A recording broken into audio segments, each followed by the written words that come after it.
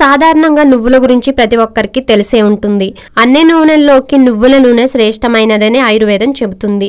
ఈ నువ్వుల్లోని అన్ని రకాల పోషకాలు ఇమిడి ఉంటాయి. అందుకే వీటిని పవర్ హౌసెస్ అంటారు. ఇవి minerals, calcium, zinc, iron, thiamine, vitamin ఈలను కలిగి ఉంటాయి.